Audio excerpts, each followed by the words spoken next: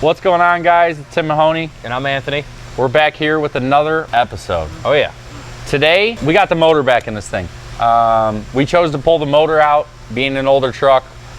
We kind of also thought maybe it'd be a good idea to put head studs in this thing if we're gonna make some power. We were already there. With the help of one of the guys, Jake. Don't just say one of the guys. All right, it's with Jake. the help of Jake. Jake the Snake, one of our awesome technicians over here, decided to help us out because we're not techs as much as we want to play pretend. No. When it comes to pulling a motor out of something like this, it's a little above our pay grade, above our head, skill level, whatever you want to call it. So we had Mr. Jake the Snake help us out on this one. What we ended up going with to get the best balance of the power we want to make, to kick some ass at the sled pulls, quarter-mile times, but still stay reliable and something that's easier to tune, I would say, than the big fuel setups. We're doing Exergy 60% over injectors and a 10mm CP3. So I think that from kind of a sales perspective, and I'll lean on you for the tuning side, that's something that we've seen make great power, still be very reliable, and still something where it's not super smoky. It's not going to take 9 tune revisions to get dialed in.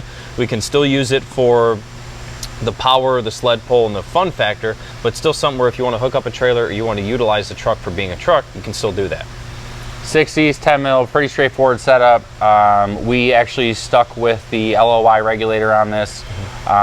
This should be something that runs on a stock file. So very easy to tune if you wanted to. I know you messed around with it in the past.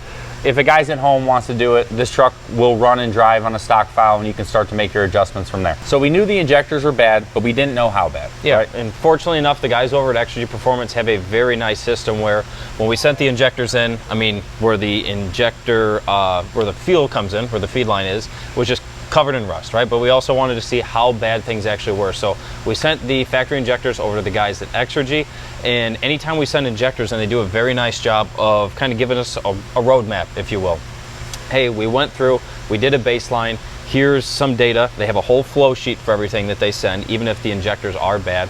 They take pictures, grab a couple videos, they make points, they circle everything of, hey, here's what's bad, here's what's good, here's what we can or can't do with the injector. So again, very thankful for those guys over there. They helped us kind of guide us in the right direction of what they recommend for something like this, but they really showed us of, hey, here's the pain points or here's the issues with your stock injectors, and here's what we're gonna do to help resolve that.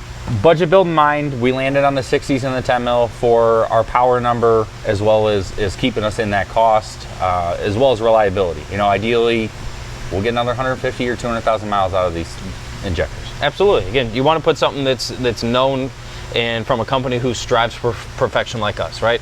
We really hammer home on the calibrations and with power, longevity, and reliability in mind. And I think Exergy does a really nice job with that as well for a fuel system. So that's why we went with those guys and have the specific setup that we do here. So we hit on pulling the motor out of this thing. We're about 20 hours, 22 hours into it, at least a couple weekends. This is more than just a couple nights in a buddy's shop. A little bit more involved than I thought we were getting ourselves into.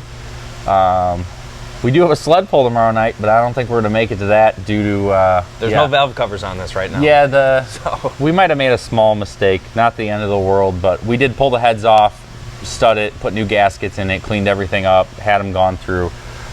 We might have set the valves backwards when we did that. It has a slight misfire. So we got that all pulled off. Jake's going to help us fix our minor mechanical issues there. And we're going to get this thing wrapped up hopefully over the next couple weeks. Hopefully over the next week, to be honest. We do have some whirly parts we got to throw on here, high flow bundle kit, some other goodies. So looking forward to get those on. As Tim mentioned, we have the WC Fab parts, all powder coated, very nice, look very cool under the hood. Got that whirly red. Whirly red. Yeah, looks nicer than the whole truck. Probably costs more than the whole truck too, probably for the part. But so we have those parts. We're going to be bolting the intercooler pipes up to our new Stealth Turbo that we have under the hood as well. So keep an eye out for the next video. We're going to be kind of keeping you guys grouped in on that as well. We'll get this thing rolling. We'll get pulling. We'll get some good shots of it, and we'll go have some fun. Get rolling, get pulling. Thanks, guys.